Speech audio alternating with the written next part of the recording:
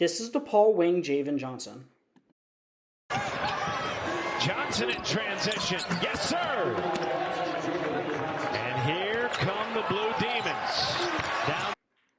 Javen Johnson is a 6'5" senior wing from DePaul, and I had the chance to catch up with him at the Portsmouth Invitational.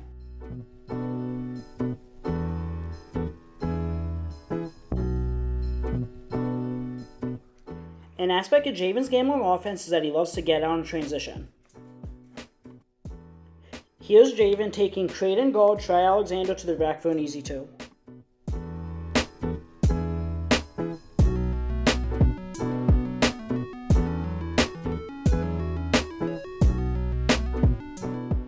This time, Javen takes a 7-foot Ryan Kalkbrenner to the basket for an easy 2 in transition.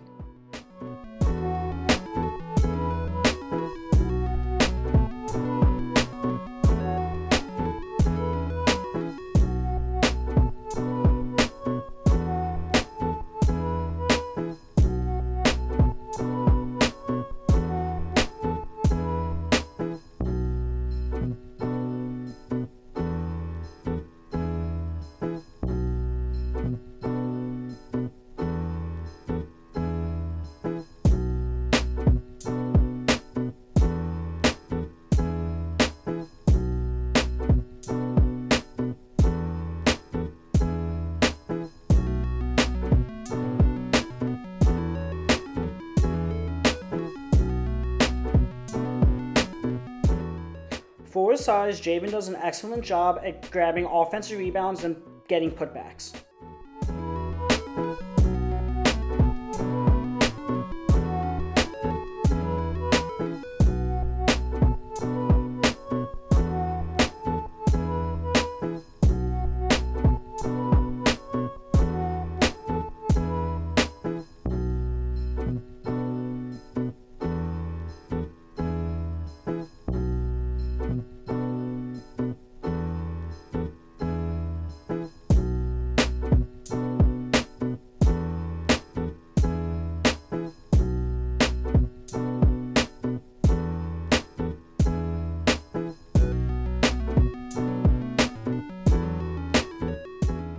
Due to his long wingspan and ability to catch and shoot, Javen's role on an NBA team will be as a 3-and-D wing.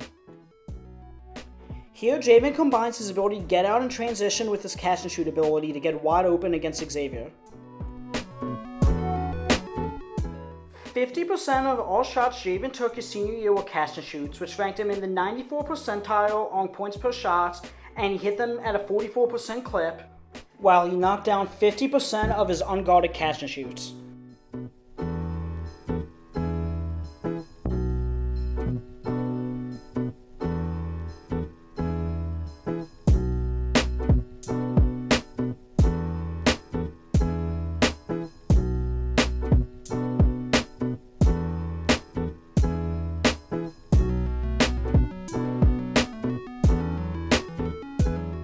This clip demonstrates Javen's excellent catch and shoot ability off flares.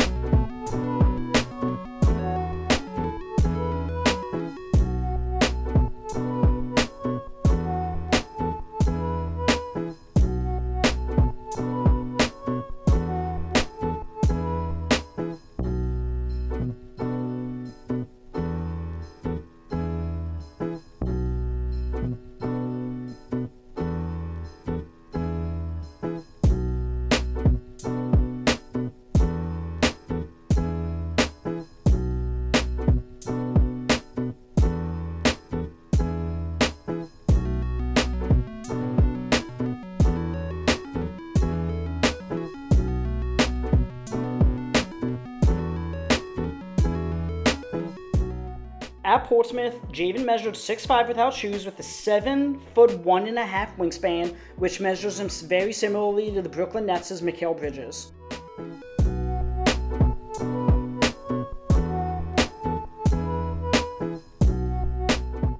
Here, Javen is covering potential first-round pick Olivia Maxine Prosper from Marquette, and he forces him into a tough turnover. Finally, you can listen to the Bird Reds podcast wherever you get your podcast. Thank you to Trevor Everett of the Two Pointers podcast for assisting me with the film, and all music was produced by Brain the Builder. Thanks for watching.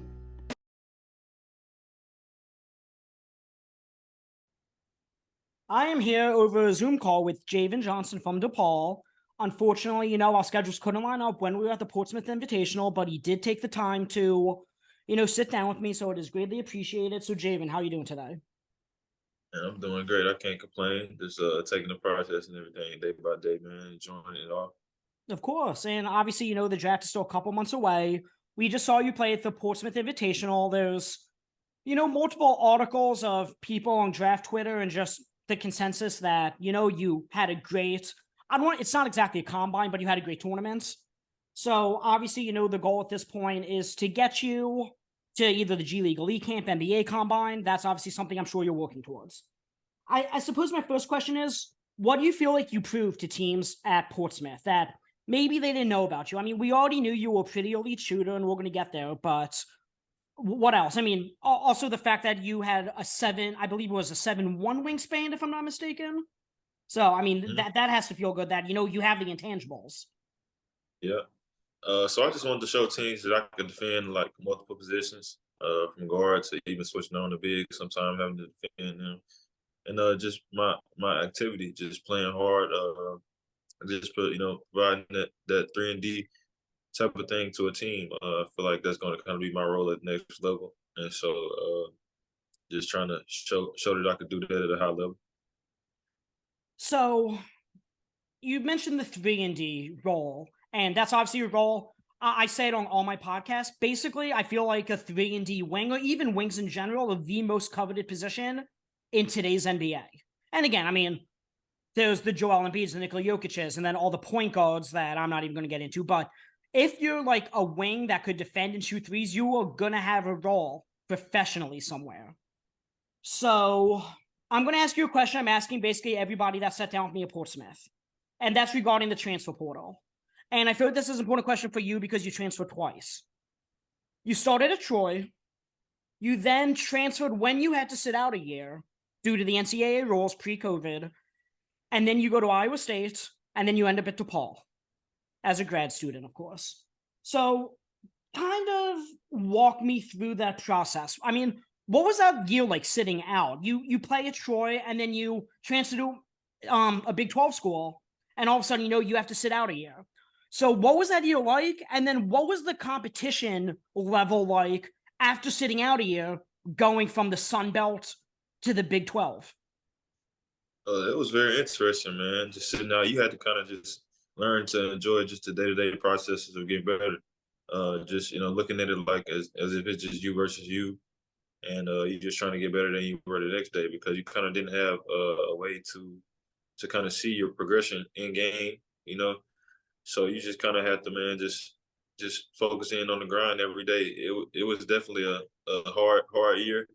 Learned a lot about myself though, and just different things. But the competition level from Big 12, from Sun Belt to Big 12 was crazy though. It's like the Sun Belt. I don't even know if it's top 20 league in the country, and the Big 12 that year was probably number one. With Baylor winning, the national title that year that I played. So it was a big jump, but I felt like I could go play at that level, and so leaving Troy, I just like I said, I felt like I could play at that level, and I just wanted to go prove that. And then we just talked about the Big 12 and level competition. Obviously, you said Baylor won the national championship that year. Texas Tech, I believe, the year before was the COVID year, but the year before that, Texas Tech went to the national championship, and then Kansas won the year after Baylor won. So you go from the Big 12, you end up in the Big East.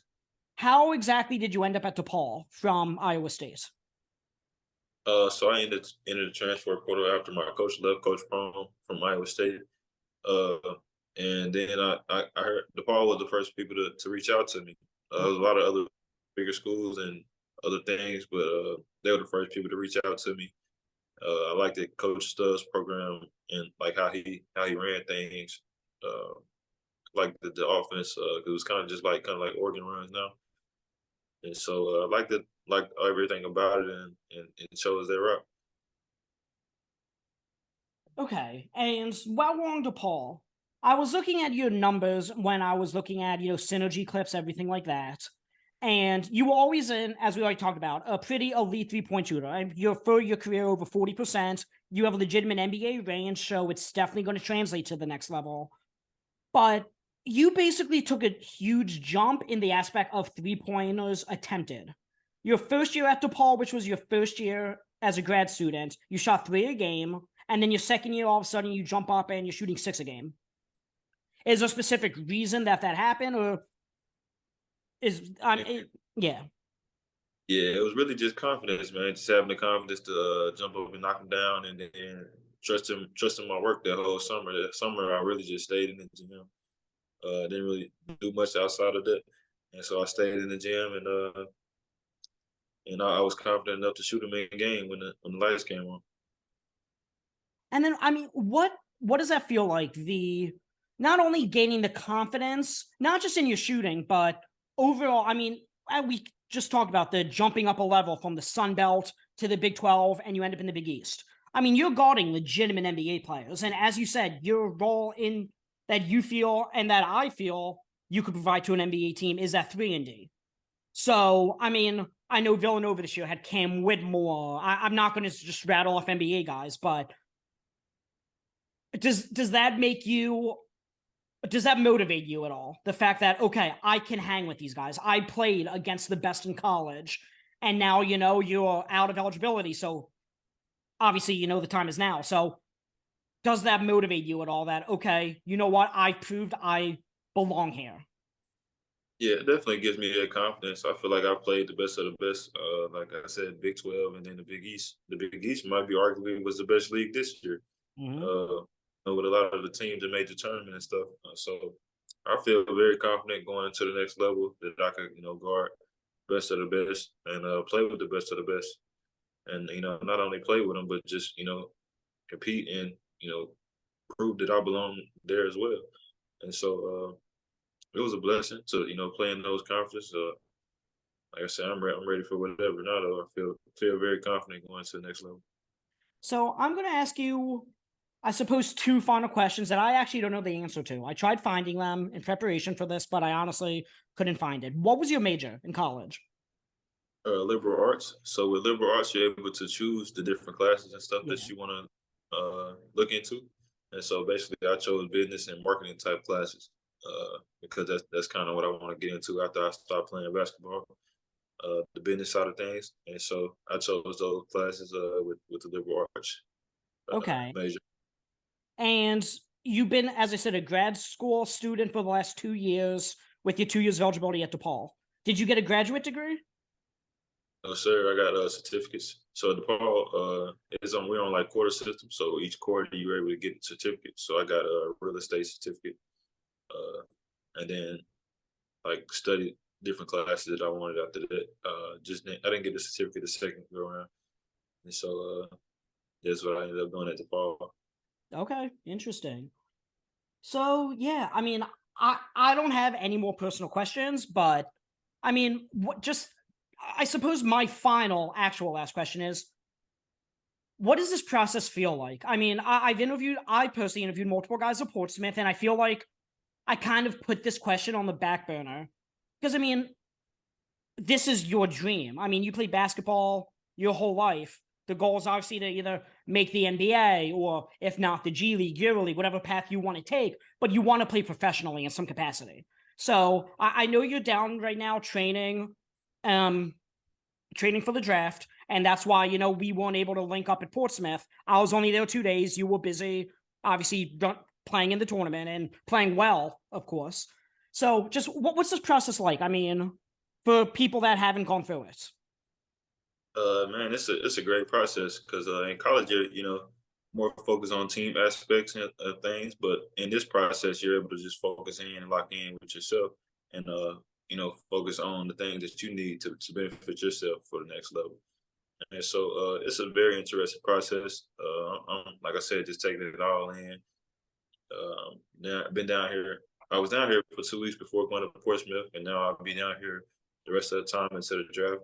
And so, like I've been really enjoying it, man. it's a grind, but I love the grind. I love, like I said, just the day-to-day process of getting better. And so I'm enjoying it, taking it all in. Of course, and I obviously wish you the best of luck with this whole process. And yeah, I appreciate you taking the time to speak with me. And, you know, hopefully we'll be talking in a few months and you'll be on an NBA roster in some capacity. So Yes, sir. thank you for taking the time. Yes, sir, man. I appreciate you.